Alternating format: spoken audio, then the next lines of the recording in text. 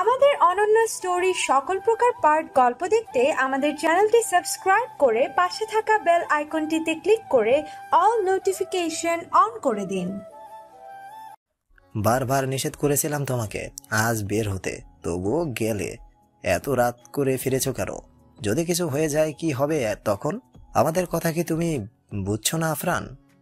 সাদেক আয়ুষ পেছনে ফিরে আফরানকে দেখে। আয়ুষ আফরানের কাছে দৌড়ে গিয়ে এক হাতে আফরানের পিঠ থেকে পেট অবধি জড়িয়ে ধরে। আফরানের এক হাত নিজের কাঁধে তুলে বলল, পাগল হয়েছিস? এমন অবস্থায় কেউ বের হয়? বাবা আমাকে কেন বলেনি ও বের হয়েছে? আফরান বিরক্ততা নিয়ে নাক কপাল বলল, ছেলে হয়ে আরেকজন ছেলেকে দুর্বল ভাবতে তোর লজ্জা করলো না আয়ুষ? হাত সরা বলছি। একদম কথা বলবি না। সব সময় নিজের পার্সোনালিটিতেই কেন থাকতে হবে? সবাই তো মানুষ নাকি? সবারই দুর্বলতা ব্যথা বলে কিছু আছে, যেটা তুই যতই ঢেকে রাখিস না কেন কোনো লাভ নেই। আফরান এবার আয়ুষের কাঁধ থেকে নিজের হাত নামিয়ে বলল, আরফান চৌধুরীর ডিকশনারিতে ইম্পসিবল বলতে কোনো ওয়ার্ড নেই।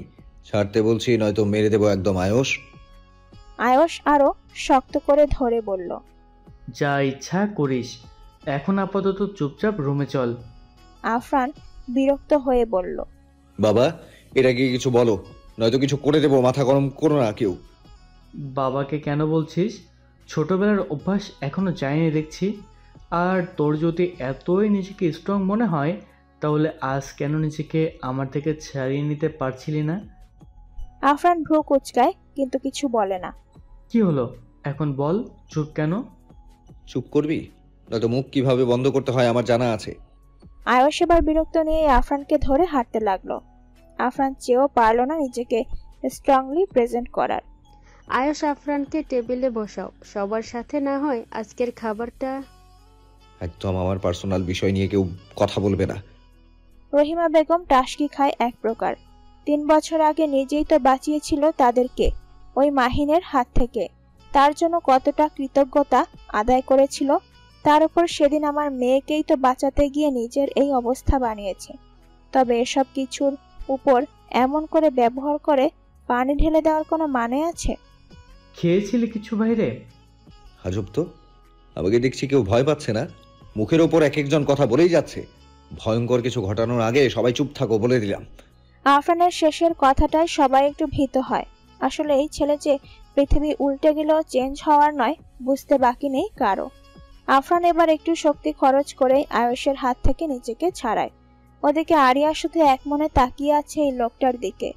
কতটা আঘাতপ্রাপ্ত হয়েছে তবুও দুর্বলতা স্বীকার করছেই না। কিন্তু যতটা কষ্ট হচ্ছে তার চেয়েও বেশি ভেতরে ভয় ঢুকে আছে আরিয়ার। বারবার ঢোক গিলছে। নিশ্চয়ই সবকিছুর জন্য শাস্তি বরাদ্দ আছে তার জন্য। আচ্ছা, সেটা কি মৃত্যু? না, উনি আমাকে মারতে পারবে না তো তবে তবে কি ধরনের শাস্তি দেবেন আমাকে? হার্টবিট ওঠানামা করছে এসব ভাবতেই। কিন্তু উনি আমার দিকে একবারও তাকাচ্ছেন না কেন? আমি এখানে আছি, এটা কি উনি দেখেননি? আফরান আর চুপচাপ কোনো দিকে না তাকিয়ে ড্রয়িং রুম ছাড়ে। আয়ুষ, সাদেক ও আর দেরি না করে উপরে চলে যায়। জাফর হতাশা নিয়ে বলে, মানুষ করতে পারলাম না ছেলে দুটোকে। আরিয়ার চোখ দুটো ছলছল করছে, কিন্তু এর কারণ তার অজানা। সবার সামনেও তার এই দৃষ্টি দেখতে চায় না, তাই কোনো রকম নিজেকে সামলে নিয়ে খাবারে মনোনয়ন করে। কিন্তু এক লোকমা মুখে দিতেই যেন মনে হচ্ছে এই বুঝি গলায় আটকে মারা যাবে। আরিয়াকে এরকম মুখে ভাত নিয়ে তখন থেকে বসে থাকতে দেখে সামিরা একবার সবাইকে পরখ করে নিয়ে আরিয়াকে ইশারা করলো। আরিয়া বুঝতে পেরে মুখে হাসি ফুটিয়ে বলল, আমার খাবার শেষ, আমি আসি। কি বলছিস? সব তো প্লেটেই আছে, শেষ করো মামুনি। আসলে চাচা ঘুম থেকে উঠেছি তো এখন খেতে ইচ্ছা করছে না, ক্ষুধা লাগলে পরে খেয়ে নিব। তাই বলে এতগুলো ভাত নষ্ট করবি? আরিয়া মায়ের কথার কোনো জবাব না দিয়ে চেয়ার ছাড়ে। কিছুক্ষণের মধ্যেই সবার খাবারই শেষ হয়ে যায়। আয়ুষ এসে ডিরেক্ট গোসলে গিয়েছে। প্রায় আধ ঘন্টারও বেশি হবে, কিন্তু বের হওয়ার নামগন্ধ নেই। তাই সাদেককে আয়ুষের জন্য অপেক্ষা করতে না বলে সবার সাথে বসিয়েছে। সব শেষে সামিরা টেবিলে বসে অবশ্য অনেকবার বলেছে সামিরাকে খেতে, কিন্তু সামিরা বলেছে সবার শেষ হোক, সমস্যা নেই ওর। কিন্তু বসতেই মনে হলো আয়ুষ এখনো বাকি কথাটা ভেবে খাবারটা জায়গায় রেখে সোফায় বসে টিভিটা ছেড়ে দিয়ে অপেক্ষা করতে লাগলো। প্রায় 1 ঘন্টা হয়ে যায়, আয়ুষের আসার নাম নেই। সামিরার চোখে ঘুম চলে আসে, তাই বসা থেকে উঠে ভাবলো আয়ুষ কি করছে সেটা একবার দেখে আসবে। যেই ভাবা সেই কাজ, সিঁড়ি বেয়ে উপরে গিয়ে আয়ুষের রুমে উকি দিল। দরজা খোলাই ছিল, কিন্তু কাউকে দেখতে পেল না। আচ্ছা, এতক্ষণ ধরে কি গোসল দিচ্ছেন উনি? ছেলে মানুষের এত সময় লাগে গোসলে? ওনাকে না দেখলে জানতামই না। সামিরার ভাবার মাঝে ওয়াশরুমে দরজা খুলে আয়ুষ বের হয়ে আসে। আয়ুষকে দেখে সামিরা আবার নিজেকে লুকিয়ে নেয়। উদ্দেশ্য, চেঞ্জ শেষ হলে জিজ্ঞেস করবে খাবার খাবে নাকি খাবে না। কিন্তু হঠাৎ আরিয়ার কথা মনে আসতে মনটা খারাপ হয়ে গেল। আয়ুষের ড্রেস চেঞ্জ শেষ করে রুম থেকে হঠাৎ বের হয়ে সামিরাকে দরজার সামনে দাঁড়িয়ে থাকতে দেখে প্রথমে একটু অপ্রস্তুত হয়, কিন্তু মাথায় সাথে সাথে উদ্ভট একটা দুষ্ট চিন্তা চলে আসে। ঠোঁটের কোণে হাসি লুকিয়ে সুযোগের সদ্ব্যবহার করা যাক তাহলে ভেবেই এত আনন্দ হলো আয়ুষের, তাই মনে মনে হাসতে লাগলো। তুই এখানে কখন আসলি? সত্যি করে বল, আমার চেঞ্জ করা হয়েছিল তাই না? সামিরা খেয়ালই তো করেনি কখন বের হলো উনি। ও গড, কোন ভাবনায় হারিয়ে গিয়েছিলাম আমি। কি হলো বলছিস না কেন? আমার ইজ্জত নিয়ে দেখছি সিনিমিনি খেলছিস তুই। সামিরা কপাল কুঁচকায়। এসব আবার কোন ধরনের কথা বলছেন? আপনার ইজ্জত নিয়ে আমি আবার কি করলাম? এই তো লোকে লোকে আমার চেঞ্জ করা দেখছিলি তাই না? একদম মিথ্যা বলবে না বলে দিলাম। আজব তো, আমি তো আপনাকে ডাকতে এসেছিলাম। তা দরজার চিপায় দাঁড়িয়ে ডাকছিলি বুঝি? আর আমার কানও সমস্যা, তাই শুনিনি, এটাই বলতে চাচ্ছিস? আশ্চর্য তো, আপনি কি সব বলছেন? যা ইচ্ছে বলবেন আর হয়ে গেল। একদম উল্টাপাল্টা বলছি না আমি, তুই কথা ঘোরাচ্ছিস।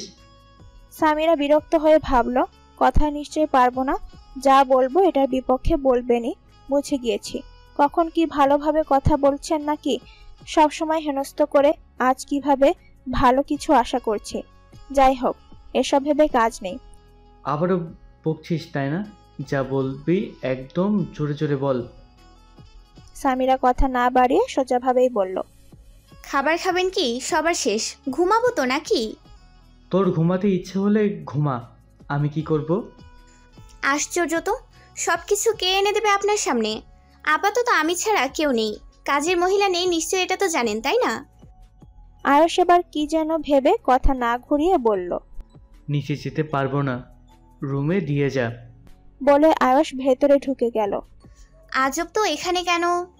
একদম কথা ঘুরবে না, যা বললাম তাই কর, নয়তো খাবো না। আমার সাথে পারে শুধু ঝগড়া করতে, সবার সাথে তো ভালোভাবেই কথা বলে, আমার সাথে কেন এমন ঝগড়া করে? আমার পেছনে কেন পড়ে থাকে? যত সব। এসব কিছু নিজে নিজে বকবক করতে সামিরা নিচে যায়। আয়ুষ শব্দহীন হাসে।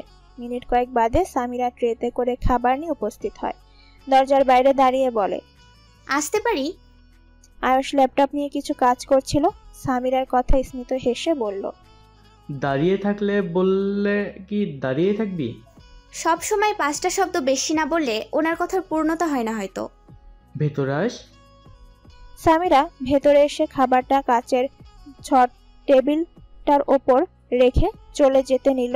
আয়ুষ বলল, যেতে বলেছি। আশ্চর্য তো, বলতে হবে কেন? কাজ শেষ করে কি দাঁড়িয়ে দাঁড়িয়ে দেখবো?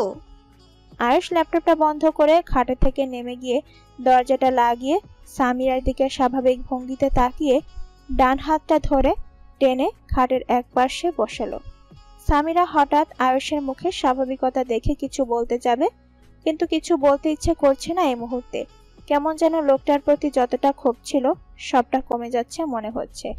আয়ুষ সামিরাকে ছেড়ে দিয়ে খাবারটা নিয়ে এসে সামিরার সামনে এনে বলল, খেয়েছিস? সামিরা ভাবনা থেকে বের হয়ে বলল, কিছু বলেছেন? খেয়েছিস কিছু? এই তো এখান থেকে গিয়েই খাবো। আয়ুষ সামিরার কাছে এসে খাবারটা নিয়ে প্রথম লোকমাটা সামিরার দিকে ধরে বলল। সামিরা যেন আকাশ থেকে পড়ল, এটা কি আসলেই? কি হলো, তাকিয়ে আছিস কেন? সামিরা কিছু বলতে চায়, কিন্তু তার আগেই আয়ুষ খাবারটা সামিরার মুখে দিয়ে দেয়। সামিরা চটজলদি মুখের সামনে ডান হাতটা দিয়ে ঢেকে শেষ করে আয়ুষকে বলল, কি হয়েছে আপনার বলবেন? দুদিন ধরে দেখছি কেমন করছেন। আয়ুষ উত্তর না দিয়ে নিজেও খাবার খেতে শুরু করে। কিছু তো বলুন। আয়ুষ মুখের খাবার শেষ করে সামিরার দিকে আরেক লোকমা ধরে বলল, আগে শেষ করে পরে বললো, নয়তো এভাবেই বসে থাক। সামিরা এবার আয়ুষের হাত ধরে খাবারটা ফটাফট মুখে তুলে বলল, জলদি শেষ করুন, তারপর আমার উত্তর। খাবার মুখে নিয়েও তোর কথা শেষ হয় না? ভেরি ফানি উস। সামিরা যেন কথাটায় অপমান বোধ করলো, তাই চুপসে যায়। খাবার শেষ করে হাত ধোয়া শেষ হলে আয়ুষ বলল, এখন যা, আমার কাজ আছে। আপনি তো বলেছিলেন খাবার শেষে বলবেন। আয়ুষ সামিরার চোখে চোখ রাখে। সামিরা সেকেন্ড কয়েক তাকিয়ে আবার অন্যদিকে চোখ ফিরিয়ে বলল, কি হলো বলুন না, এভাবে তাকিয়ে আছেন কেন? আবারও বকবেন? আয়ুষ সামিরার চিবুক ধরে নিজের দিকে ফিরিয়ে আরেকটু কাছে গিয়ে বসে আবারও দৃষ্টিতে দৃষ্টি মিলিয়ে একদম শান্ত গলায় মিহিস্বরে বলল, সত্যি করে বলতো, এখনো কি এটাই মনে হয়, নাকি ইচ্ছে করে এমন বলছিস শোনার জন্য? সামিরা চোখ জোড়া কাঁপছে। এত কাছ থেকে কখনো আয়ুষকে দেখা হয়নি, তাও এভাবে আয়ুষের স্পর্শে চোখে চোখ রেখে। আয়ুষ সামিরার দিকে একটু ঝুঁকে বলল, বল। সামিরার শরীর কাঁপছে অনাগতভাবে। আয়ুষ স্মিত হেসে সামিরাকে ছেড়ে দিয়ে একটু পেছনে গিয়ে এক হাত নাড়িয়ে চেহারায় বাতাস দিচ্ছে এমন অভিনয় করে চঞ্চল গলায় বলল, উফ শামু, কি গরম! তোর তো দেখছি আমার চেয়েও বেশি গরম লাগছে। পুরো শরীর থেকে কেমন করে ঘাম ঝরছে। সামিরার শরীর এখনো কাঁপছে, কিন্তু আয়ুষকে বুঝতে দেবে না এই ভেবে খাট থেকে এক লাফে নেমে বলল, হ্যাঁ আমি আসছি। আয়ুষ এবার খিলখিলিয়ে হেসে সামিরার বাঁ হাতটা ধরে হ্যাচকা টানে একদম নিজের কাছে আনে। আয়ুষের মাথাটা সামিরার ঠিক বুকের কাছে, দুহাতে সামিরার কোমর জড়িয়ে ধরে। সামিরার চোখের দিকে তাকিয়ে বলল, আমি ইচ্ছে করে তোকে বকিনি তখন, জানি না কেন শুধু রাগ হতো তোর উপর, কিন্তু ওই রাগের মাঝেই কিছু ছিল যেটা বোঝাতে পারতাম না। সামিরার শরীরের কাঁপাকাঁপি যেন আরো বেড়ে গেল, গলা দিয়ে কথা বের হচ্ছে না। এবারও আয়ুষ আনকমফোর্টেবল করতে শুরু করে, অথচ তার উদ্দেশ্য ছিল সামিরাকে স্বাভাবিক বানানো। নিজের প্রচেষ্টায় ব্যর্থ হয়ে সামিরাকে ছেড়ে দিয়ে বলল, ঠিক আছে, যতদিন না তুই ইচ্ছে করে আমার কাছে আসবি আমিও জোর করব না। তবে শোন, ডিভোর্স দিচ্ছি না, সে তুই প্রাপ্য রেডি করলেও। সামিরা কিছু বলতে চায়, কিন্তু তার গলা যে শুকিয়ে কাট কাট হয়ে আছে, এটা কিসের অনুভূতি তার জানা নেই। তবে আয়ুষকে মুহূর্তে ভীষণ করে বলতে ইচ্ছে করছে অনেক কিছু, যেগুলো মুখে আসছে না। কিছু বলবি? আর বলার থাকলে বলতে পারিস, শুনছি আমি। সামিরা মাথা দুদিকে দুলিয়ে উত্তর বোঝায়, না কিছু বলার নেই। ঠিক আছে, যেতে পারিস, তাহলে থাকতেও পারিস যদি কিছু মনে না করিস। সামিরা আর কিছু না বলে এক দৌড়ে দরজা খুলে কোন দিকে গেল বোঝার উপায় নেই। আয়ুষ শুধু দরজার দিকে তাকিয়ে রইল। রাত প্রায় 11:30 বাজবে হয়তো। সেই খাবার ছেড়ে রুমে এসে দরজা আটকিয়ে কান্না শুরু করেছে। এখনো পর্যন্ত এই কান্না থামছে না। হেঁচকি তুলে কাঁদছে আরিয়া, চোখ ফুলে আছে, পুরো চেহারা লাল হয়ে আছে। কিসের কারণে এমন হচ্ছে জানে না নিজেও, তবে বারবার নিজের ভুলগুলো নিয়ে ভাবছে আর চোখের জল ফেলছে। হঠাৎ দরজায় আওয়াজ পেয়ে বুকের নিচে থেকে বালিশ সরিয়ে উঠে বসে। কে হবে এ সময়? হঠাৎ মাথায় আফরানের কথা আসতেই চোখের জল মুছে নিজে নিজে বলল, উনি এসেছেন, বকে দিবে, মারবে, তারপর আদর করবে আবার, তাই না? জানি আমি, যতই মারুক আমি সব সহ্য করে নিব এবার। আমারই তো ভুল হয়েছে, আমিই তো ভুল বুঝেছি ওনাকে। কথাটা ভেবেই খাট থেকে নেমে দ্রুত গিয়ে দরজাটা খুলে দেয়, কিন্তু মুহূর্তেই সব আশা পানি হয়ে যায় আফরানের জায়গায় সামিরাকে দেখে। মুখটার সাথে সাথে মলিন হয়ে যায় আরিয়ার। সামিরা ভেতরে এসে বলল, কি হয়েছে? কাঁদছিলি তাই না? কি হয়েছে দেখেছিস একবারও নিজের দিকে? মুখ ধুয়ে আয় যা তো। এই কারণেই এসেছিলাম। কথাটা বলে সামিরা আরিয়ার হাত ধরে টেনে ওয়াশরুমে দিয়ে আসে। আরিয়াও দরজা আটকিয়ে ফ্রেশ হয়ে আসে মিনিটের মাথায়। এভাবে কাঁদছিস কেন এটা বল। ভাইয়ার জন্য? দেখ আরু, আমার মনে হয় এখন তোর উচিত ভাইয়ের সাথে গিয়ে কথা বলা। আমি কথা বললেই উনি বলবেন? আশ্চর্য, কেন বলবে না? তোর জন্যই তো এত কিছু করেছে, তোকে বাঁচিয়েছে, তোর জন্য দূরে থেকেছে। ওনার সবটাই তোর জন্য। তাহলে কথা কেন বলবে না? যদি তোর ওপর জিদ করতো তাহলে কি সেদিন রাতে তোকে বাঁচাতে যেত আর তোকে এই বাড়িতে এভাবে আটকে রাখতো? আরিয়া কি যেন ভেবে বলল। সত্যি তো? আরে সত্যি বলছি। তোর কি মনে হয় ভাইয়া তোর সাথে কথা বলবে না? তাহলে কেন বললো না? রাতেও তো এসেছিল, সকালেও ছিল, আগে তো সবার সামনেই ডেকে আনতো। আরে পরিস্থিতিটা এমন ছিল, এখন উনি অসুস্থ, সময় তো পাইনি, কথা বলবে কিভাবে? ওকে, কিন্তু কখন বলবো? যখন ইচ্ছা তোর তখন। ভাইয়া তোর জন্য সব সময় ফ্রি, এটা আমার মনে হয়, তাই বললাম। জানি না, কিছু ভালো লাগছে না। আর কান্না করিস না, ওকে? ঘুমিয়ে পড় এখন। ওকে। সামিরা একটা হাসি দিয়ে আরিয়াকে জড়িয়ে ধরে। সামিরা যাওয়ার প্রায় 10 থেকে 15 মিনিট ধরে আরিয়া ভেবেই যাচ্ছে কি বলবে, প্রথমে কি থেকে শুরু করবে। আচ্ছা, উনি কি সত্যি রাগ করে নেই আমার ওপর? আচ্ছা, রাগ করলে কি হবে, সব মানিয়ে নেব। সবচেয়ে বড় কথা, উনি এখন আমার হাজবেন্ড। এটুকু বলেই আরিয়া লজ্জায় লাল হয়ে যায়। আচ্ছা, উনি আমাকে এই কথাটা আগে কেন বলেনি? আচ্ছা, এখন কি উনি ঘুমাচ্ছে? এখন গেলে কিছু হবে?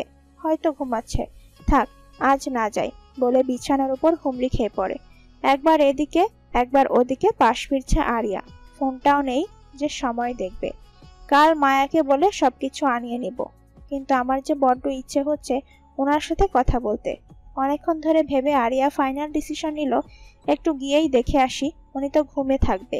আরিয়া ঝট করে শোয়া থেকে উঠে দরজা খুলে আগে সবটা বাড়ি এক নজর দেখে নেয় ডিম লাইটের আলোতে। সবাই ঘুমিয়ে গেছে নিশ্চিত। ধীর পায়ে এগিয়ে যায় আফরানের দরজার কাছে, কিন্তু গিয়েই মনটা আরেক দফা ভেঙে চুরমার হয়ে যায়। দরজা আটকানো।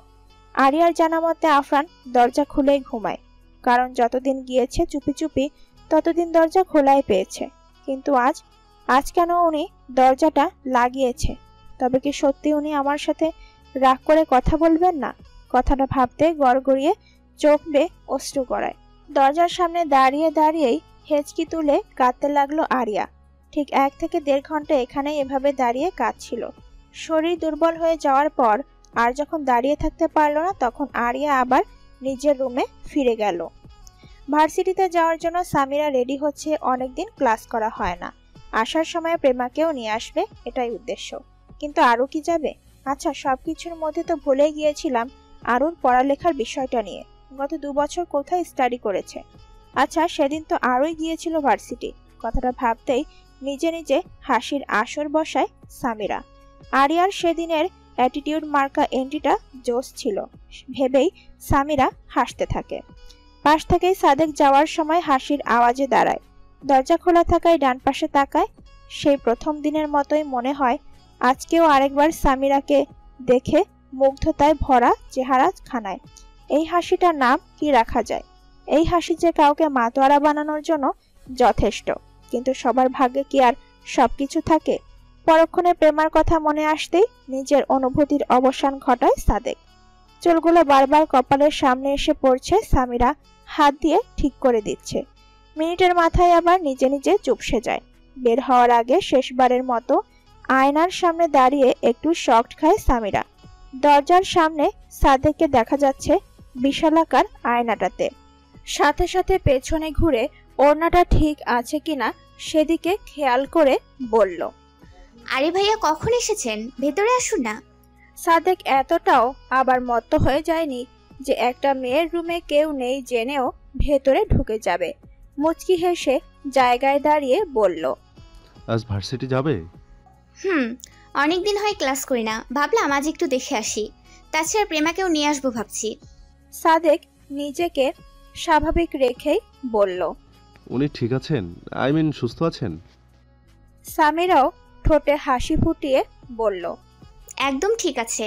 আপনি এসেছেন প্রেমা জানে? সন্ধ্যায় তো এসেছিলাম, মাঝেই আয়েশ দেখে একদম জোর করে নিয়ে আসলো, কাজটাও করতে পারলাম না। ও, ইদানিং দেখছি একটু বেশি আপনার রানিং চলছে। আসলে ইন্টারভিউ দিচ্ছি। আমি চাচ্ছিলাম চাকরিটা এদিক কোথাও নিয়ে মাকে শহরে নিয়ে আসব, কারণ মায়ের অসুস্থতার কারণে প্রায় আসতে হয়, তাই এটাই ভালো হবে ভাবছি। একদম ঠিক ভেবেছেন, তাহলে তো সব সময় দেখা মিলবে, তাই না? সাদেক হাসল। আরে কি হলো, আসুন না ভেতরে, কখন থেকে বাইরেই দাঁড়িয়ে। শেষ করার আগেই সাদেকের পেছনে আয়ুষ এসে দাঁড়িয়ে সামিরার দিকে দু চোখ একটু ছোট করে তাকালো। আয়ুষকে দেখে সাদেক বলল, তুই কখন উঠলি? এত জলদি তো তুই উঠিস না। আয়ুষ সামিরার দিকে তাকিয়ে বলল, বাড়িতে এত মানুষ থাকলে কি ঘুম হয়, তার উপর যদি সুন্দরী। হ্যাঁ তাই তো, বউকে একা রেখে কি আর ঘুম হয়? বাজি কথা ছাড় তো তুই, আমার বউ আছে নাকি, থাকলে কি একা ঘুমাতে হয়? সাদেকের কথায় সামিরা মনে হয় একটু আনকমফোর্টেবল করলো, হাঁসফাঁস শুরু করে দিল। এমন করছিস কেন, চুলকানির অসুস্থতা আছে নাকি? সামিরা এবার একটু বিরক্ততা নিয়ে বলল, আমি যাব। কেউ ধরে রেখেছে? আপনি সব সময় এমন উল্টোপাল্টা কথা কেন বলেন? হ্যাঁ, সোজা কথা তোর পছন্দ? তোদের মাঝে আমি হাড্ডি হয়ে থাকতে চাই না। বলে আয়ুষের হাতটা কাঁধ থেকে নামিয়ে দ্রুত হেঁটে চলে গেল।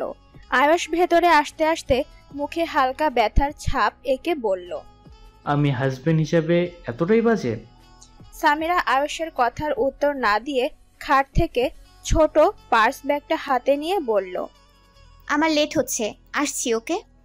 আয়ুষ সামিরার কাছে এসে এক হাত দূরে দাঁড়িয়ে পকেটে হাত ঢুকিয়ে বলল, সাদেকের সাথে কি বলছিলি যেটা আমার সাথে বলতে পারিসনি? সাদেক কি হয় তোর? আপনি ঠিক কি মিন করতে চাচ্ছেন? ডিরেক্ট বললে নিতে পারবি তো? সামিরা গলা ক্লিন করে বলল, দেখুন, বাজে কথা বলবেন না, আপনার মুখে এগুলো মানায় না। দেখ সামু, আগে যা হয়েছে বাদ দে, এখনকার দিকটা খেয়াল কর। সামিরা আয়ুষের চোখে দৃষ্টিপাত করে ভাবনাহীন ভাবে, আমি কি বলছি তুই বুঝতে পারছিস? সামিরা এক হাত শরীরের জামায় খিচে ধরে, সব সময়ের মতোই ভেতরে কেমন যেন হচ্ছে, হৃৎপিণ্ডটা ভেতরে স্থির থাকতে পারছে না মনে হচ্ছে। আয়ুষ সামিরার দিকে একটু এগিয়ে এসে বলল, চল, লেটস ইচ্ছে। আপনিও যাবেন? আপনার তো অফিস। আমার সাথে যেতে চাস না এটাই বোঝাচ্ছিস? ওকে, যেদিন নিজে থেকে বলবি সেদিন যাব। কথাটা বলে আয়ুষ রুম থেকে বের হতে যায়, সামিরা পেছন থেকে ডেকে চট করে বলে ফেলল, যাব। এমনভাবে কথাটা বলল যেন দমটা আটকে ছিল এতক্ষণ। কথাটা শেষ করেই কয়েকবার ঢোক গিলে একটু জোরে নিঃশ্বাস নিল। আয়ুষ স্মিত হেসে পেছনে না তাকিয়ে বলল, এসো আমার সাথে। সামিরা পেছনে পেছনে যেতে বলল। সামিরা যাওয়ার আগে জাফর সাহেবের কাছে বলেই বের হয়েছে, তবে আয়ুষের সাথে যাবে এটার ব্যাপারে কিছু বলেনি। জাফর সাহেব সামিরার হাতে কিছু টাকা দিয়ে বললেন, কিছু যদি দরকার পড়ে কল দিও। ওকে, আর সাবধানে থেকো, প্রেমাকেও নিয়ে এসো। সামিরা সম্মতি জানিয়ে বেরিয়ে আসে। কখন থেকে আয়ুষ গাড়ি চালিয়ে যাচ্ছে একদম স্লোলি। সামিরা বাহিরের দিকে তাকিয়ে আছে, শান্তিময় স্নিগ্ধ বাতাস অনুভব করার মধ্যেই কখন যে চোখটা লেগে এসেছে খেয়ালই করেনি। সিটের সাথেই হেলান দিয়ে ঘুমিয়ে পড়ল। আয়ুষ এতক্ষণ মিররে দেখছিল। ঘুমিয়ে যাওয়ার পরে একরাশ হাসি টেনে বা হাতে মুখের ওপর দোল খাওয়া চুলগুলো সরিয়ে দিতে লাগলো, কিন্তু বিরক্ত হয় তখন যখন দেখলো চুলগুলো বারবার ডিস্টার্ব করেই যাচ্ছে। একটু ভালোভাবে দেখতেও পারবে না নাকি বউটাকে? আজব তো। তাই স্পিডে গাড়ি চালিয়ে একটা জনমানবহীন ফাঁকা রাস্তায় নিয়ে যায় গাড়িটা ইচ্ছে করেই। চারদিকে গাছপালা, পাখির কিচিরমিচির শব্দ, এটুকু বুঝতে পারছে নিজস্ব এরিয়া পেরিয়ে গিয়েছে আয়ুষ, হয়তো কোনো গ্রাম অঞ্চলের আশেপাশে হবে জায়গাটা। আজ শুধু এই নিষ্পাপ মায়াবী পিচ্চি মেয়েটাকে দেখবে আর নতুনভাবে প্রেমে পড়বে, এটাই উদ্দেশ্য আয়ুষের। ঘুমের মধ্যে মেয়েটাকে এত সুন্দর লাগে, আগে জানলে তো সারাদিন ঘুমের মধ্যেই দেখতো। উফ ভেবে মুচকি হাসলো।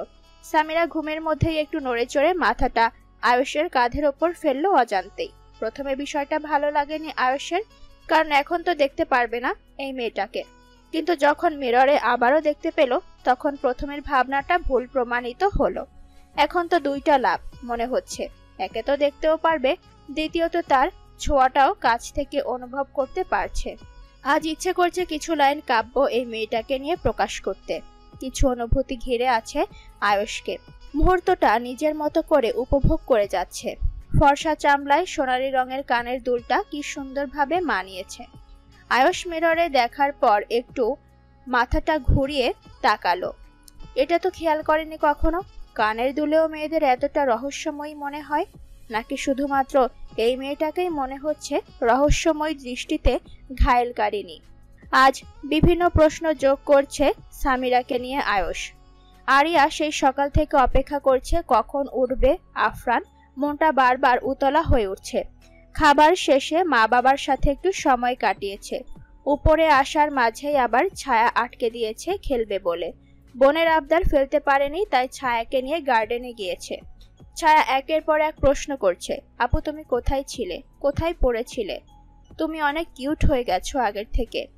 আরিয়ার যদিও এই সময়টাতে এই প্রশ্নগুলো ভালো লাগছে না, তবে মন রক্ষায় মুখে হাসি ফুটিয়ে যেমন করে উত্তর দিলে ছায়া বুঝবে, ঠিক তেমন করেই উত্তর দিচ্ছে।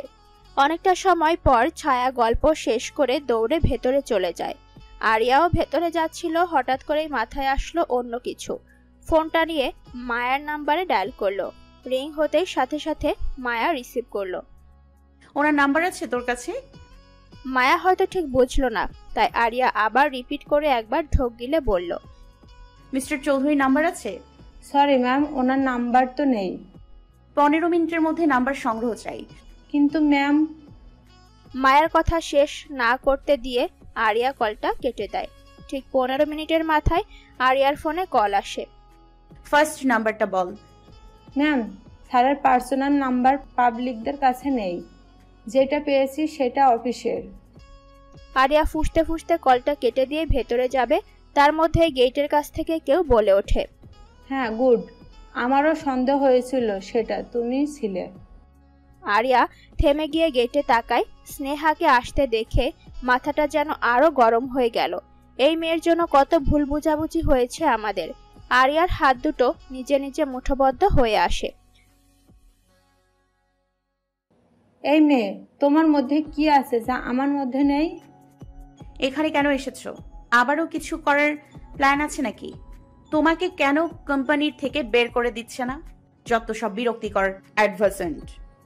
দাম বেড়েছে দেখছি তোমার। তা আফরান চৌধুরীকে কি দিয়ে নিজের কাছে টানো বলতে পারো? আরিয়ার শরীর জ্বলছে। আচমকায় স্নেহার ডান হাতটা শক্ত করে ধরে মুচকে দিয়ে বলল, একদম কথা বলবেন। নেক্সট টাইম যেন এই বাড়ির ধারে কাছেও না দেখে, ওকে? করছো কি? হাত ছাড়ো বলছি। আরিয়া এক ধাক্কায় স্নেহাকে ফেলে দিয়ে বলল, গেট আউট। স্নেহা নিচ থেকে উঠতে উঠতে বলল, আরে আমি তো দরকারে এসেছি। আফরান স্যারের আজ মিটিং আছে, কল দিয়ে যাচ্ছি, ধরছেই না। আরিয়া গিয়ে স্নেহার বাম গালে ঠাস করে চর বসিয়ে দিয়ে বলল, একদম ওনার নামটাও মুখে নিবে না, মাইন্ডেড। কথাটা বলে স্নেহার হাত থেকে ফোনটা টান দিয়ে নিয়ে গেল। এই মেয়ে, করছোটা কি? আশ্চর্য তো, আমার ফোন দাও।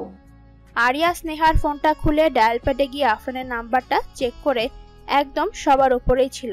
নাম্বারটা নিজের ফোনে তুলে নিয়ে স্নেহার ফোন থেকে ডিলিট করে দিয়ে ফোনটা স্নেহার দিকে ছুঁড়ে মেরে বলল, গেট লস্ট। তুমি কি পাগল হয়ে গেছো? আরিয়া কথা না বাড়িয়ে কেয়ারটেকার ডেকে বলল, এই মেয়ে যেন আর কখনো এই বাড়ির ত্রিসীমানায় না আসে, ওকে? কথাটা বলে আরিয়া বাড়ির ভেতর দিকে হাঁটা ধরে। তার মধ্যেই আফরান ভেতর থেকে বেরিয়ে আসে। আফরানকে দেখে আরিয়ার পা দুটো থেমে যায়। ভেতর থেকে উৎফুল্লতা ঘিরে নেয় চেহারায়, কিন্তু তার চেয়েও ভয়টা বেশি। আচ্ছা, কয়টা থাপ্পড় খাবো? 2টা নাকি 4টা? নাকি এই 3 বছরে বাড়িতে থাকলে ঠিক যতটা এতদিনে খাওয়া হতো সবগুলো উসুল করবে? প্রশ্নগুলো আরিয়ার মনে উসখুস করছে। হাত দুটো কাঁপছে, কিন্তু আরিয়ার ভাবনাটা ঠিক এই মুহূর্তে মিথ্যা প্রমাণ করে দেয় আফরানের নিশ্চুপতা। আরিয়াকে মনে হয় দেখলো না। চুপচাপ সামনের দিকে তাকিয়ে প্যান্টের কালো বেল্টটা ঠিক করতে করতে স্নেহার কাছে গিয়ে কিছু একটা বলল, যেটা দূর থেকে বোঝার ক্ষমতা হলো না আরিয়ার। সঙ্গে সঙ্গে ঠোঁট উল্টে নিঃশব্দে কান্না করে দেয়। সে তো ভেবেছিল হয়তো ব্যস্ততার কারণে তার সাথে কথা বলছে না, কিন্তু এখন তো মনে হচ্ছে ইচ্ছে করে অ্যাভয়েড করছে। কথাটা ভাবতেই আরো বেশি কষ্ট অনুভব হয় বুকের বাঁ পাশটায়। জায়গায় দাঁড়িয়ে আফরানের যাওয়ার দিকে তাকিয়ে থাকে। আরিয়া এতক্ষণ স্নেহার কথা তো ভুলেই গিয়েছিল, তাই খেয়ালই করেনি স্নেহার অবস্থাটা। সূর্য তার আলোক রশ্মি কেড়ে নিয়ে অন্ধকারে পরিণত করেছে পৃথিবীকে। একটু চাঁদের আলো প্রকাশ পেয়েছে আকাশ জুড়ে, কিছু তারাও যেন চোখে ধরা পড়েছে। কিছুক্ষণ পর আবার উবে যাচ্ছে। এই শীতল মৃদু আবহাওয়াটা দিয়েই আফরান বাড়িতে ঢোকে। পেটের ক্ষত জায়গাটায় ভীষণ ব্যথা করছিল, তাই ফিরে এসেছে। অবশ্য সবগুলো ফাইল এখনো চেক করা শেষ হয়নি, কাল চেক করা যাবে, এতটা ইম্পর্টেন্টও নয়। ধীর পায়ে ড্রয়িং রুমে এসে ওপরে যেতে যেতে আর চোখে রুমটা একবার পরখ করে নিয়ে কপাল কুঁচকায়। সবাই আড্ডা দিচ্ছে, আয়স, সামিরা, প্রেমা, সাদেক, এমনকি জাফর সাহেব, খলিল, রহিমা সবাই মিলে বসে আছে। কিন্তু এখানে হয়তো শুধু আড্ডা নয়, একটু খেলতামাশাও হচ্ছে, কারণ ছোট একটা বালির সাথে একে একে সবাই হাতে নিচ্ছে। রহিমা বেগমের হাতে গিয়ে থেমে যায়। এ পর্যায়ে সবাই হু হু শব্দে হেসে ওঠে। কাকি, উঠো উঠো, আর কত বসে থাকবা? আয়ের কথায় খলিল সাহেব বলেন। একদম ঠিক হয়েছে, বয়স্ক মানুষ আমাদের মাঝে থেকে লাভ নেই। খলিলের কথায় সবাই হাসলেও রহিমা গাল ফুলিয়ে বলল, আমি বয়স্ক হলে তোমরা কি কচি খোকা? যত আজগুবি কথা বললেই হলো। এদের অবস্থা দেখে আফরানের বুঝতে বাকি নেই সবাই যে কিছু একটা গেমে আছে। কপাল কুঁচকে আবারও তাকায়, কিন্তু কিছু একটা খুঁজে চলেছে। পর মুহূর্তেই আবার জলদি করে উপরে উঠে হাত থেকে ফোনটা নিয়ে কিছু একটার ভিডিও প্লে করলো। এটা দেখতে দেখতে নিজের রুমের কাছে গিয়ে ভেতরে না ঢুকেই ভ্রুজোড়া কুঁচকে চোখ দুটোতে বিরক্তিতা নিয়ে উপরের দাঁত দিয়ে নিচের ঠোঁট কামড়ে ধরে বলল, সাহস হয় কিভাবে ওর? তারপর রুমের ভেতরে ঢুকে কোটটা খুলে বিছানায় ছুঁড়ে মারে। আরিয়া চোখ বন্ধ রেখেই বিরক্ততা নিয়ে মুখের ওপর থেকে কাপড়টা সরিয়ে কম্বলটা আরেকটু টেনে নেয় নিজের উপর। আফরান নিজে নিজে ফুঁসতে ফুঁসতে মনে মনে বলতে শুরু করে, এই মেয়ে আমার রুমে কি করছে? কে অনুমতি দিয়েছে এটাকে? আমি বলেছি আসতে আমার রুমে? লাগবে না আমার এমন বউ। যা ইচ্ছে করে বেড়াবে, আমি কিছু বলতেও পারবো না। বারবার পালিয়ে বেড়াবে আমার থেকে, দূরে যেতে চাইবে, এমন বউ আমি চাইনি। পরপুরুষের কাছে গিয়ে হেল্প চাইবে, এমন বউ লাগবে না আমার। 3টা বছর দূরে থাকার পরেও পালাতে চায়, এত সাহস কে দিয়েছে ওকে? আরিয়া সন্ধ্যাবেলায় মন খারাপ করে বসেছিল। কতবার কল দিতে চেয়েছে কিন্তু সাহস হয়নি। সবাই যখন গেমটা শুরু করেছে, আরিয়া খেলবে না বলে উপরে এসে সোজা আফরানের রুমের কাছে আসে। দরজা খোলা পেয়েই ঢুকে পড়ে উৎফুল্ল হয়ে। কতদিন হয় এই রুমটা দেখা হয় না তার। আগের মতোই আছে রুমটা, আগের মতো গোছানো। ফ্রিজটাতেও 2-4টে বিয়ারের বোতল ছাড়া আর কিছু নেই। ছাদের মতো বিশাল বারান্দাটাও একটু ঘুরেছিল, কিন্তু শীতল হাওয়া শরীরে পড়তেই কিছু সময় চোখে ঘুম চলে আসে। তাই এত কিছু না ভেবে বিছানায় নিজেকে এলিয়ে দিল সন্ধ্যা রাতে। আফরান একটু সামনে এগিয়ে আরিয়ার শরীরের ওপর থেকে কম্বলটা সরিয়ে ডান হাতটা ধরে ঘুমের মধ্যেই একটানে বসিয়ে ধমক দিয়ে বলতে লাগলো, আমার রুমে আসার অনুমতি কে দিয়েছে তোকে? এক্ষুনি বের হয়ে যা। আরিয়ার কোনো হদিস হলো না আসলে কি হচ্ছে, বোঝার মতো টাইম তো পেল না। কাঁচা ঘুম ভাঙলো কি কারো দিশা থাকে? কোথায় আছে, কি করছে? আরিয়ারও সেম অবস্থা। আফরান এবার দুবাহু ধরে বাচ্চাদের মতো করে দুহাতে তুলে নিচে দাঁড় করিয়ে দিল। আরিয়ার এতক্ষণে বুঝ শক্তি আসলো। সামনে আফরানকে দেখেই ভয়ে দুপা পিছিয়ে গিয়ে কিছু বলতে চাইলো, কিন্তু আফরান আরিয়াকে কিছু বলতে না দিয়ে আরিয়ার দিকে হিংস্র দৃষ্টি ফেলে বলল, একদম একটা কথাও মুখ দিয়ে বলার চেষ্টা করবি না। যেভাবে এসেছিস সেভাবে বের হয়ে যা। আমার রুমে যেন আর কখনো না আসতে দেখি, নয়তো খুব খারাপ হয়ে যাবে। নিশ্চয়ই আমার দেয়া শাস্তির কথা ভুলে যাসনি। আরিয়া আফরানের প্রতিটা ধমকে কেঁপে ওঠে ভয়। ভেবেছিল কথা বলে মিটিয়ে নেবে, কিন্তু এই লোকটা এমন ভাবে রাগ দেখাবে কে জানতো। আফরান আবারও উচ্চ স্বরে ধমক দিয়ে বলল, বের হয়ে যা। কি বললাম শুনিস না? আরিয়ার শরীরের কাঁপুনি এবার প্রখরতা লাভ করে। গুটি গুটি পায়ে বের হয়ে যাওয়ার জন্য সামনে এগোচ্ছে। আফরানের এই ধীরস্থতা মোটেও পছন্দ হচ্ছে না, তাই ডান হাতের বাহু চেপে ধরে 3 কদমে দরজার সামনে গিয়ে ঠাস মুখের ওপর দরজা বন্ধ করে দেয়। আফরান রি রি করতে করতে জায়গা থেকে এসে খাটের উপর বসে ব্যথার জায়গায় ডান হাত রেখে ওহ ব্যথা জাতীয় শব্দ উচ্চারণ করলো। তারপর শরীর থেকে শার্টটা খুলে কোন দিকে ছুঁড়ে মারলো তার জানা নেই। খাট থেকে উঠে গিয়ে ওয়াশরুমে ঢুকে শাওয়ার ছেড়ে দাঁড়িয়ে রইল চোখ বন্ধ করে। মাথা তীব্র গরম হয়ে আছে। আচ্ছা, এটা কি রাগের কারণে নাকি অন্য কোনো কারণে? আফরানের জানা নেই, তবে ওই মেয়ের সাথে ওর বোঝাপড়া নেই এটা ভেবে নিয়েছে। ঠিক দুপুরে সামিরার ঘুম ভেঙে নিজেকে আবিষ্কার করেছিল গাড়িতে, সাথে প্রেমাও আছে। যেন কিছুই বুঝলো না। বারবার জিজ্ঞেস করেছিল সে কি গাড়িতেই ঘুমিয়েছে এতক্ষণ, নাকি ইচ্ছে করে নিয়ে আসেনি আয়ুষ। আয়ুষ কথা ঘুরিয়ে পেঁচিয়ে উত্তর দিয়ে কথা কাটিয়ে দেয়। প্রেমাকেও জিজ্ঞেস করেছিল, কিন্তু প্রেমার কাছে কোনো উত্তর ছিল না। সামিরা বেশ বুঝেছে নিশ্চয় আয়ুষ মজা নিচ্ছে ইচ্ছে করে। প্রেমার সামনে যেন অপদস্থ না হতে হয়, তাই তেমন কিছু জিজ্ঞেসও করেনি। প্রেমা আসার পর সাদেককে দেখলেও যেহেতু ইচ্ছে করে কথা বলেনি সাদেক, তাই নিজেও বলেনি। তবে এই বিষয়টা কারো চোখেই পড়েনি, কারণ যতক্ষণ ছিল সবার সাথেই ছিল আড্ডায়। আপনি কিছু মনে করবেন না, আসলে লোকজন আছে তো তাই থাকতে হচ্ছে, নয়তো আমিও আসতাম না, ট্রাস্ট মি। আমি কিছু জিজ্ঞেস করেছি। না মানে যদি কিছু মনে করে থাকেন তাই বলে দিলাম আর কি। সাদেক কথা বাড়ালো না, ওয়াশরুমে ঢুকলো। ফ্রেশ হয়ে এসে কিছু একবার চারদিকে চোখ ঘুরিয়ে বলল, তোয়ালেটা খুঁজে দেবে একটু? প্রেমা বসা থেকে উঠে দাঁড়িয়ে কাবার্ড খুলে একবার দেখে নিল। গেস্ট রুম বিধায় এতটা জিনিসপত্র নেই। ঠিক নিচের তাকটায় তোয়ালেটা ছিল। প্রেমা সেটা নিয়ে সাদেকের দিকে বাড়িয়ে দেয়। সাদেক নিঃসংকোচে সেটা নিয়ে ভেজা স্থানগুলো মুছে নিয়ে খাটের উপর বসে বলল, কেমন চলছে সব? ঠিকঠাক পড়াশোনাটা হচ্ছে? আচ্ছা শুনুন না, শুনলাম আম্মু নাকি অসুস্থ। আমার মায়ের কথা বলছো?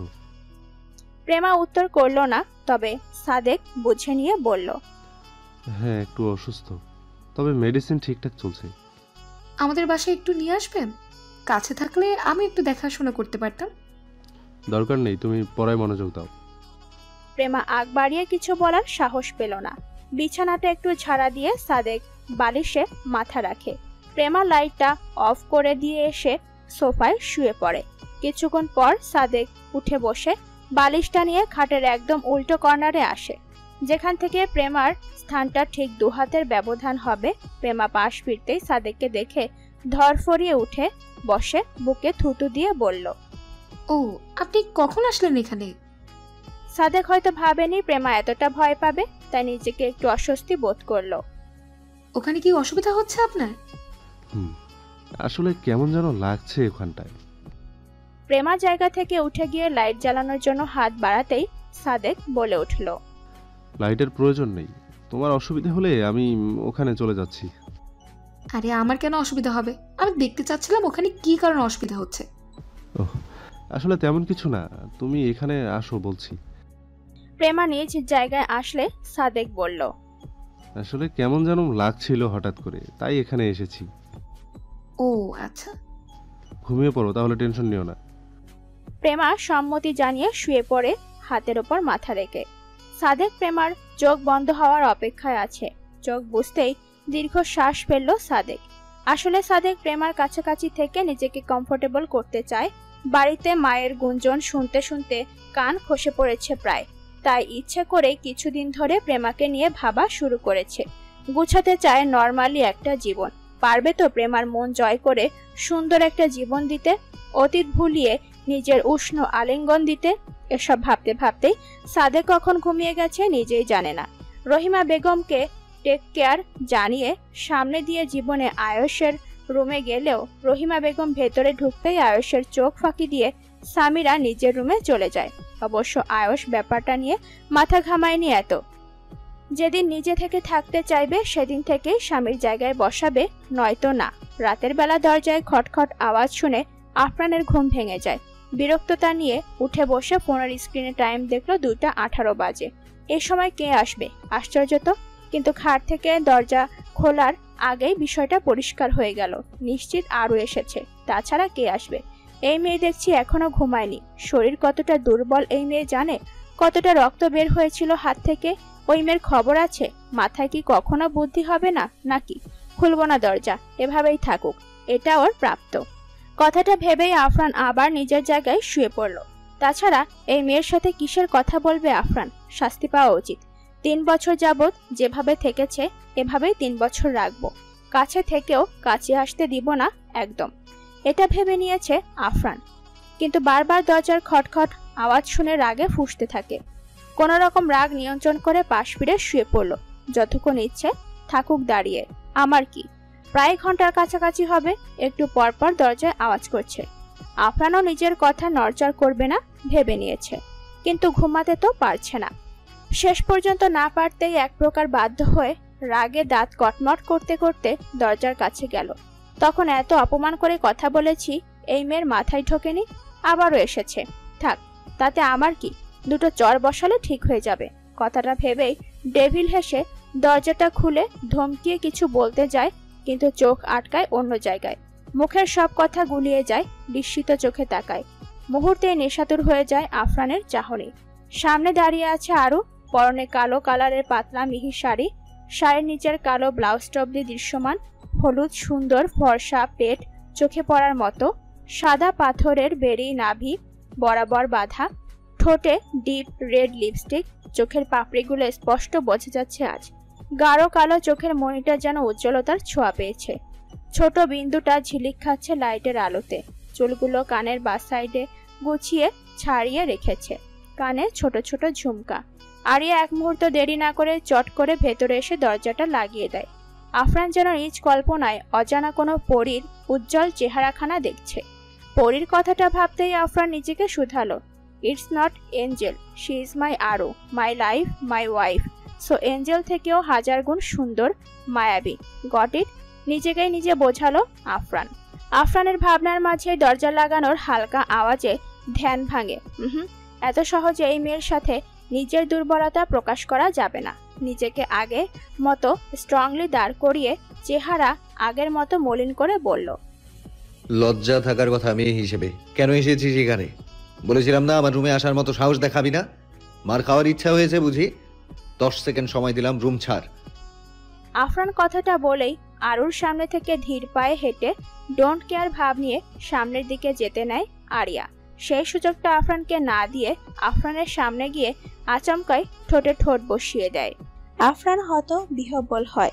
কয়েক সেকেন্ডের মাথায় নিজের অবস্থান বুঝে আরিয়ার বাহু ধরে শক্ত হাতে সরিয়ে দিয়ে চাপা গলায় বলল, সাহস কি করে হয় তোর আরফান চৌধুরীর সাথে অসভ্যতা আমি করার?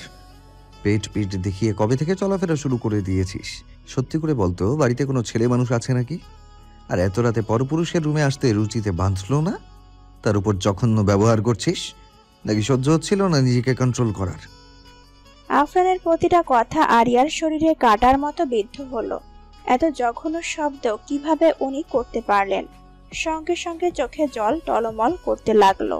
কিন্তু এভাবে থেমে গেলে চলবে কি করে? উনি রাগ করবেন, এটাই তো স্বাভাবিক, তাই না? তবে কেন কথাগুলো আমার বুকে তীরের মতো বিদ্ধ হচ্ছে? এত কষ্ট করে 4 ঘন্টা ধরে সেজেছি, ভেবেছিলাম রাগটা একটু তো কমে যাবে। আরুকে এভাবে দেখে মিস্টার মাফিয়া রাগ করে থাকতে পারবে নাকি? মোটেও পারবে না। তবে কেন আমার ধারণা ভুল প্রমাণিত করলেন? ছলছল চোখে আফরানের দিকে তাকিয়ে রইল। কি হলো বল? আর শুন, আগের কথা মাথা থেকে ফেলে দে, বুঝলি? যেদিন বাড়ি থেকে চলে গিয়েছিলি সেদিন থেকে রুচি উঠে গিয়েছে। সো নেক্সট টাইম যেন এসব করতে না দেখি। আর এসব ড্রেস কোথা থেকে নিয়েছিস? কিছু না পড়লেই তো ভালো হতো। কথাটা বলে আফরান আরিয়ার উন্মুক্ত পেটে হাত বাড়িয়ে নাভি বরাবর বেরিটা একটানে ছিঁড়ে ফেলে। আরিয়া ব্যথায় শব্দ করে বলল, ও কি করছেন কি? না দেখার হলে না দেখবেন, এমন ছিঁড়ে ফেলার কি আছে? আওয়াজ একদম নিচে। নোংরা মানুষদের আমার রুমে আসা নিষেধ। তা এখনো পালাসনি কেন? আবার রাস্তা একদম ক্লিয়ার, চলে যা। ট্রাস্ট মি, আর খুঁজবো না, ফাইনাল। শক্ত গলায় দাঁতে দাঁত চেপে কথাগুলো বলে আফরান আরিয়ার সামনে থেকে গিয়ে বিছানার পাশ থেকে শার্টটা নিয়ে দ্রুত গায়ে বারান্দায় চলে গেল। আরিয়া দাঁড়িয়ে দুফোঁটা চোখের জল ফেলে নিজেই মুছে নিয়ে বলল, যত যাই বলুন না কেন, আপনার রাগ কতক্ষণ থাকে আমিও দেখে নিব। কথাটা ভেবে আরিয়া ও আফরানের পিছে বারান্দায় গেল। আফরান চেয়ারে বসে সিগারেটটা মাত্র হাতে নিল জ্বালানোর জন্য। প্রচন্ড রাগ হলে আফরান সিগারেট হাতে নেয়। আরিয়া এসে আফরানের হাত থেকে সিগারেটটা নিয়ে ফেলে দিয়ে বলল, বলেছি না এটা আমার পছন্দ না, বোঝেন না কথা? আশ্চর্য তো, আপনিও দেখছি কম বোঝেন সবকিছু। আফরান চেয়ার থেকে উঠে দাঁড়িয়ে হাত মুষ্টিবদ্ধ করে বলল, হাউ ডিয়ার ইউ! লিমিটের মধ্যে থাক আরু, নয়তো আমাকে আগের রূপে ফিরাস না। আরিয়া আফরানের আরো কাছে আসতে আসতে বলল, আচ্ছা তাই, তাহলে তো আমাকে। কথা শেষ না করে চুপ হয়ে যায় নিজেই। একদম কাছে এসে আফরানের শার্টের বোতাম লাগাতে লাগাতে বলল, সত্যি কি চেঞ্জ হয়ে গিয়েছে নাকি? কথা শেষ করার আগেই আরিয়াকে কাছ থেকে সরিয়ে দিয়ে ঠাস করে গালে এক চড় বসিয়ে দিল। বলেছিলাম না একদম আমার কাছে আসবি না। তোর কাছাকাছি থাকার জন্য তো অনেক মানুষ আছে, তাই না? যাদের কাছে হেল্প চাইতে পারিস থাকার জন্য, এখনো সেখানেই যেতে পারিস। ভালোভাবে বলছি, সামনে থেকে চলে যা। আমার সামনে যেন আর না দেখি কখনো। একই ভুল দ্বিতীয়বার হলে এবার মেরে একদম চাপা দিয়ে দিব। আরিয়া এখনো গাল ধরে আছে, না চাইতেও চোখের জল ফেলছে। এখনো দাঁড়িয়ে আছিস? তোর সাহস দেখে অবাক হচ্ছি আমি। বলে তাচ্ছিলের হাসি হেসে আরিয়াকে পেছনে ফেলে চেয়ার ঘুরিয়ে বসে। আরিয়া নিজেকে সংযত করে আর কথা না বাড়িয়ে হাঁটা ধরে সামনের দিকে। যাওয়ার সময় আয়ুষ আর সাদেককে ওই উন্মুক্ত শরীরটা দেখিয়ে যাস, ঠিক আছে? আফরানের কথাটা একদম গা জ্বালা শুরু করে, ভীষণভাবে ইগোতে প্রভাব ফেলে। আবারও উল্টো ঘুরে দ্রুত পায়ে ফিরে এসে একটু কুঁজো হয়ে আফরানের কলার দুহাতে চেপে ধরে ওপর নিচ দাঁত চেপে বলতে লাগলো, আপনার ব্যবহার কোনো দিন চেঞ্জ হবে না, তাই না? কি করে এসব ধরনের কথা বলতে পারেন আপনি? আমি মানছি আমার ভুল হয়েছে, আমি আপনাকে ভুল বুঝে চলে গিয়েছি, কিন্তু আপনিও তো আমাকে কখনো বলেননি আমাদের বিয়ে হয়েছে। আপনিও তো আমাকে স্পষ্টভাবে কিছুই বলেননি। আফরান বিদ্রুপ হাসলো। তোকে আবার বিয়ে? কে তোকে বললো আমি তোকে বিয়ে করেছি? ফালতু কথা কোত্থেকে শুনেছিস? আপনার কাজ শুধু আমাকে কনফিউজড করা, তাই না? শুনুন, আমার পার্সোনাল ড্রয়ারের লক চেঞ্জ করতে হবে। চেঞ্জ করতে ভুলে গিয়েছেন, বুঝলেন? এখানে আমি কাগজপত্রগুলো দেখেছি, আমাদের বিয়ের পেপারগুলো ওখানেই আছে। বিয়েতে কাবিননামা হিসেবে আপনার সম্পূর্ণ সম্পত্তির সঙ্গে আপনার জীবনটাও দিয়ে দিয়েছেন, স্পষ্টভাবে লেখা আছে। আমি সবটা দেখেছি, কিন্তু আমার থেকে বিষয়টা এড়িয়ে যাচ্ছেন কেন বলবেন প্লিজ? আফরান একটু অবাক হলো, এই মেয়ে তো একটু নয় অনেকটাই কথা বলছে আজকাল। আমার পার্সোনাল জিনিসও দেখতে গিয়েছিল? সাহস দেখছি তোর বেড়েই চলেছে। পার্সোনাল জিনিসে তবে আমার নাম দিয়ে থাকবে কেন? এতই ঘৃণা আমার প্রতি, তবে কেন এখনো ড্রয়ারের লকটা আরো দিয়ে সেট করা? আফরান এবার একটু শক্ত গলায় বলল, বেশি বলে ফেলছিস, কিন্তু আমি ভুলে গিয়েছি তাই করা হয়নি। আপনি কোনো কিছু ভুলে যাওয়ার ব্যক্তি নয়, সেটা আমার খুব ভালো করেই জানা আছে মিস্টার আফরান চৌধুরী। আরিয়ার মুখে নিজের নামটা এমনভাবে নিতে দেখে কলিজাটা বিষাদ হয়ে গেল সঙ্গে সঙ্গে। মাথার তেজগুলো মনে হয় নাড়া দিয়ে উঠল। কলারে ধরে রাখা আরিয়ার হাতটা হ্যাচকা টানে আরিয়াকে নিজের উপর বসিয়ে শক্ত হাতে ধরে। আরিয়ার পিঠ আফরানের চিবুক ঠেকায়। আবারও শুরু করে দিলেন? ছাড়ুন বলছি, লাগছে আমার। আফরান কিছু না বলে আরো চেপে ধরে। আরিয়ার মনে হচ্ছে এই বুঝি তার হাত, বাহু, পিঠ, পেটের হাড়গোড় ভেঙে চুরমার হয়ে যাবে। কিন্তু আসল কথা তো ইচ্ছে করেই আরিয়া চেয়েছে আফরান রাগ করুক, একটু শাস্তি দিক। নিশ্চয়ই উনি মেরে ফেলবেন না তার আরুকে, শাস্তি দিয়ে রাগটা একটু কমিয়ে নিক। কিন্তু এখন তো মনে হচ্ছে এই বজ্জাত লোকটার শক্তি চেপে ধরেই মেরে ফেলবেন। ছাড়ুন না, শরীরে যা আছে সব ভেঙে যাচ্ছে, মরে গেলে আপনি কি নিয়ে থাকবেন বলুন? কথাটা যেন আফরানের কাছে আরো শতগুণ বিষাদময় লাগলো। তাই এবার আরিয়ার হাত দুটো ধরে ক্রস করে ধরে আরিয়ার বাঁ গালে নিজের গাল লাগিয়ে কানের কাছে আস্তে গলায় চাপা স্বরে বলল, বলেছিলাম না কাছে আসবি না? অনেক জ্বালিয়েছিস, সেই প্রথম থেকে আমাকে জ্বালিয়ে পুড়িয়ে ছারখার করে দিচ্ছিস। যদি পারতাম ঠিক আমার মতো করেই তোকেও পুরাতাম। ভালোভাবে বলছি চলে যা, আর জ্বালা দিস না। বুঝতে পারছিস কি বলেছি? আরিয়ার শরীরে ব্যথা পেলেও আপাতত তার চোখে জল আনার কোনো ইচ্ছে নেই। সেও দেখতে চায় কতক্ষণ পারে উনি এমন শাস্তি দিতে। ছাড়ুন বলছি, ব্যথা লাগছে আমার, লাগছে। লাগুক, তাতে আমার কি? শরীর তোর, আর তুই তো। এটুকু বলে আরিয়া আফরানের কথা কেড়ে নিয়ে হঠাৎ বলে ফেলল, তাতে কি হয়েছে? কিন্তু বুকে ব্যথা তো আপনার হয়, তাই না? আরিয়ার এমন কথায় আফরান একটু চুপসে যায়, কিন্তু পর মুহূর্তে আবারও বলে ওঠে, মুখের উপর কথা বলছিস দেখছি। আরিয়া কিছু বলল না। আফরান এবার আরিয়ার হাত দুটো ছেড়ে দিয়ে আওয়াজ করে বলল, গেট আউট। আরিয়া না উঠে কোলেই বসে রইল। বিরক্ত হয়ে আফরান আরিয়ার হাতটা ধরে উঠিয়ে টানতে টানতে নিয়ে যায়, রুম থেকে বের করে দিল বলে দরজা আটকিয়ে দেয়। বারান্দায় এসে সিগারেটটা জ্বালিয়ে মুখে তুলে হাত পা কাঁপছে রাগের কারণে। অধিক মাত্রায় রাগের কারণে পেটের সেলাইটাতে ব্যথা অনুভব হচ্ছে। অবশ্য রাগের কারণটা আজ ভিন্ন। একটু শাস্তি দিতে গিয়ে হয়তো বেশিই বলে ফেলেছে মেয়েটাকে, কিন্তু এতটা তো রাগ করতে চায়নি সে, একটু শাস্তি দিতে চেয়েছে শুধু। কেন জানি না তখন রাগটা পুরো শরীরে হঠাৎ করেই চেপে বসেছিল। যখন মনে হলো আরও এই অবস্থায় এতক্ষণ তার রুমের সামনে দাঁড়িয়েছিল, যদি তখনই খুলে দিত নিশ্চয়ই বাহিরে থাকতে হতো না আরুকে। বাড়িতে ছেলেরাও আছে, কারো দৃষ্টি তো পড়েনি। আবার কথাটা যখন থেকে মাথায় এসেছে তখন থেকেই রাগটা একটু বেশি হয়েছে নিজের ভেতরে। তাই নিজের ওপর ক্ষোভে সিগারেট হাতে নেয়। নয়তো আফরান সাধারণত সিগারেট খায় না অতিমাত্রায় রাগটা না আসলে। সকাল 9টা কি 9:30 বাজে। প্রেমা সামিয়া সেই কখন থেকে দরজা ধাক্কিয়ে যাচ্ছে, কিন্তু আরিয়ার কোনো সাড়া পাওয়া যাচ্ছে না। এত ডাকাডাকির পরেও আরিয়াকে বের হতে না দেখে দুজনেই ভয় পেয়ে যায়। আবার কিছু হয়নি তো? আমি কাউকে গিয়ে বিষয়টা জানাই, তুই এখানেই থাক। টেনশন দিয়ে লাভ নেই, আর একটু দেখি তারপর না হয়। প্রেমার কথার মাঝেই আরিয়া দরজা খুলে দিল। হাতের তোয়ালেটা দিয়ে চুল মুছতে মুছতে বলল, কিছু হয়েছে? এভাবে ডাকছিলি কেন? সামিরা প্রেমা আশ্চর্য হয়ে তাকায়। এই মেয়ে এতক্ষণ ধরে গোসলে ছিল, আর আমরা এতক্ষণ ধরে কি না কি ভেবে নিয়েছি। এভাবে তাকিয়ে আছিস কেন? সামিরা কপালে হাত রেখে বিরক্ত নিয়ে বলল, তুই এতক্ষণ গোসলে ছিলি? কেন, কিছু হয়েছে? এই, তোর কি সর্বক্ষণ সবাইকে প্যারা দিতেই ভালো লাগে? আরিয়া চুল মোছা থামিয়ে বলল, আমি আবার কি করলাম? এই মেয়েকে আর বলে লাভ নেই। আচ্ছা শোন, যেটা বলতে আসছিলাম, ভার্সিটিতে যাবি? সে তো যাবই, কিন্তু সামিরা দুষ্টু হেসে বলল, স্টুডেন্টদের কথা ভাবছিস তাই তো?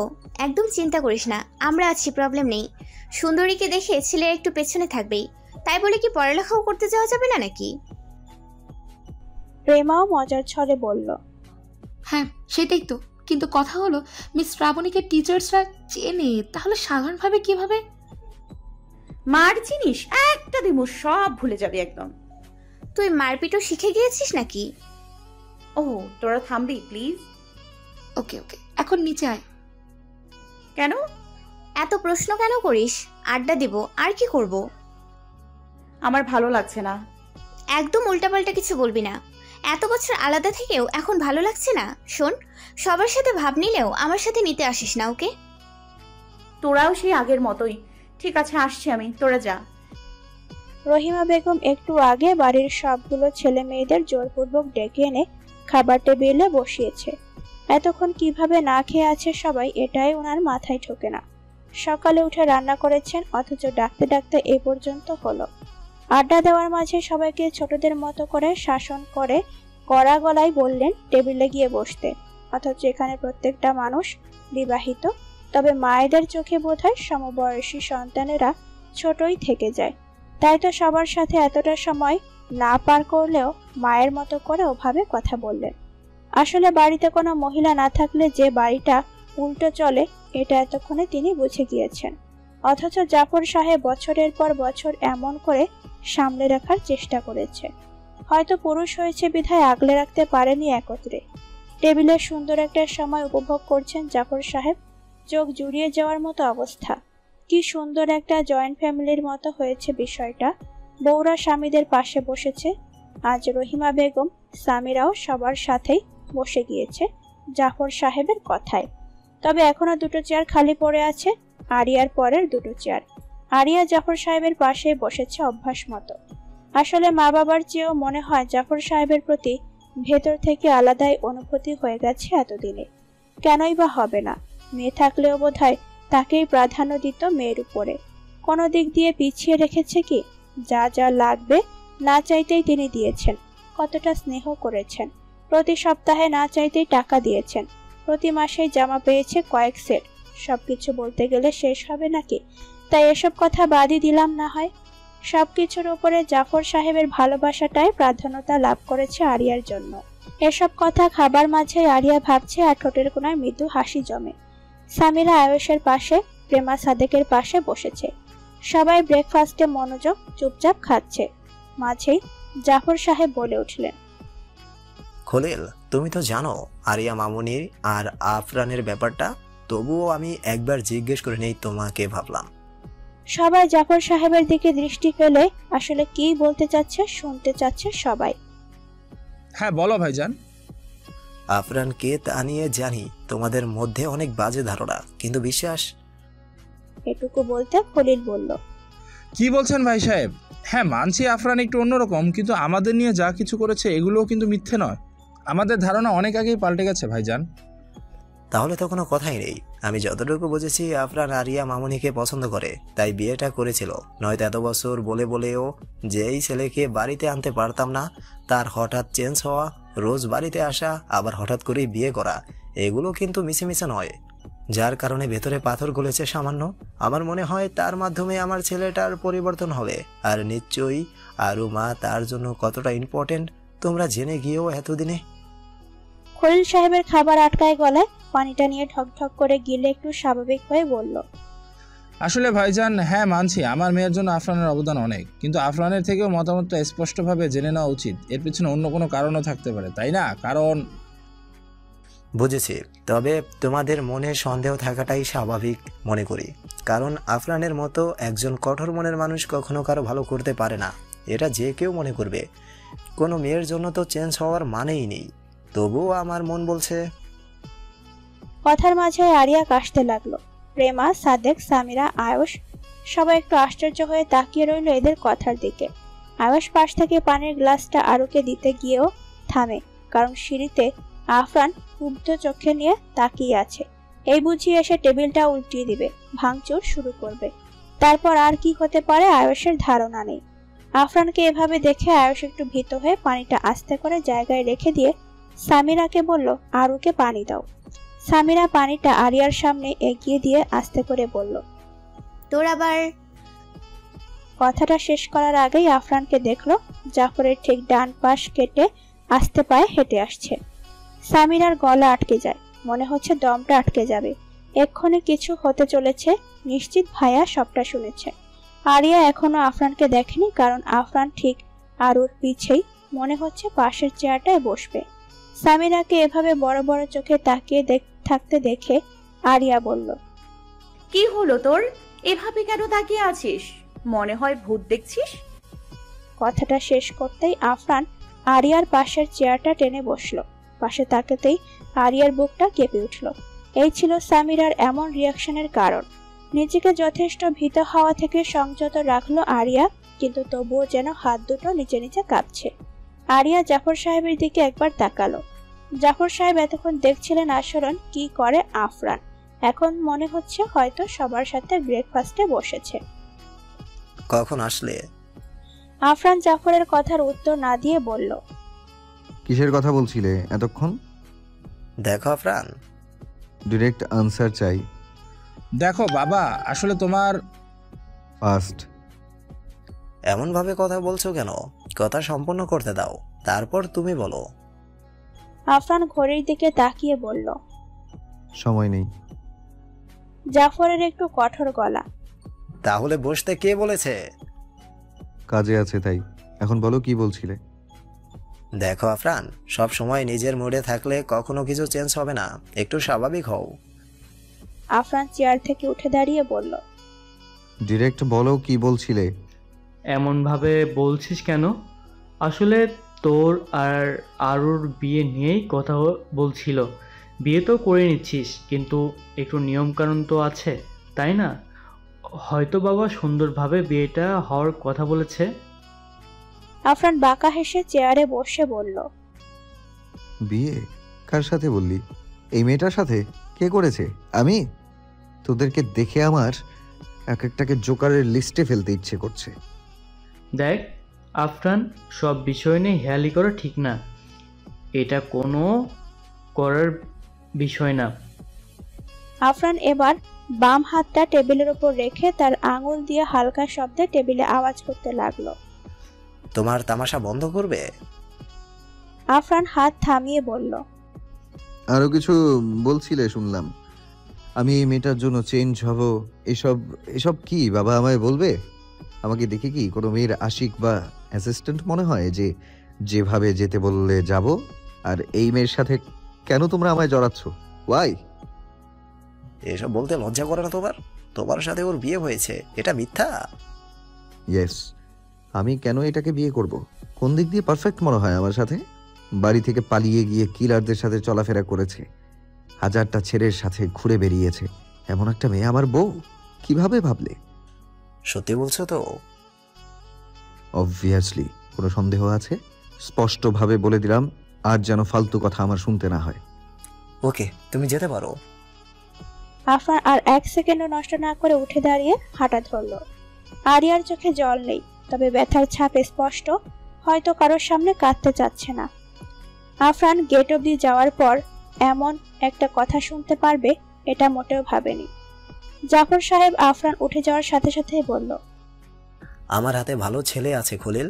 মামুনি যখন ফিরে এসেছে, আমি চাই আমার মামুনির যেন এমন সময় পার করতে না হয়, তাছাড়া দ্বিতীয়বার কোনো ডিপ্রেসড হতে না হয়। তোমরা বললে আজই পাত্রপক্ষ আসবে। আমিও তাহলে সেটাই ভালো মনে করছি ভাইজান। আফরান যেমন ভাবে বের হয়েছিল ঠিক তেমন ভাবেই ভেতরে আসলো আবার। তোমার আবার কি হলো? কাজ নেই? এই তো বলেছিলে সময় নেই। আফরান সিঁড়ি বেয়ে উপরে উঠতে উঠতে বলল, আরফান চৌধুরী কারো কথার আনসার দেয় না। ভাইয়া কি সত্যি বলছে? তবে সেদিন কিসের কাগজপত্র ছিল সেগুলো? একটু একা থাকতে দিবি? সামিরা বুঝলো আরিয়ার মন খারাপ, তাই কথা না বাড়িয়ে রুম ছাড়ল। সামিরা যেতেই আরিয়ার এতক্ষণের জমিয়ে রাখা অশ্রু গড়গড় করে পড়তে লাগলো। আমি তো স্পষ্ট দেখলাম ওনার সাথে আমার ম্যারেজ সার্টিফিকেট, তাহলে মিথ্যে কেন বলবেন উনি? এমন করছেন কেন? বিকেলবেলা আকাশ বরাবর রোদহীন আলোকিত, কিন্তু আকাশটা পরিষ্কার নয়। বাতাসে গাছপালাগুলো একটার সাথে আর একটা বাড়িকে ঝুম শব্দ হচ্ছে। এখনই বোধহয় বৃষ্টি নামবে। আরিয়া, সামিরা, প্রেমা একটু আগেই এসেছে সময়টা উপভোগ করতে, কিন্তু আরিয়ার মুড অফ দেখে তারাও আপাতত চুপচাপ শরীরে স্নিগ্ধ হাওয়া অনুভব নিচ্ছে। দূর থেকে কিছু পাতাও এসে পড়েছে ছাদে। আরিয়া অন্যমনস্ক হয়ে কিছু ভেবে চলেছে। গুড়ি গুড়ি বৃষ্টি শুরু হয়েছে। প্রেমা বলল, সামু চলে যাই ছাদ থেকে, বৃষ্টি পড়ছে। হ্যাঁ ঠিক বলছিস, এখন সময়টা বৃষ্টিতে ভেজা ঠিক হবে না, অসুস্থ হয়ে যাব। আরো চল। আরিয়া ভাবনা থেকে ফিরে এসে বলল,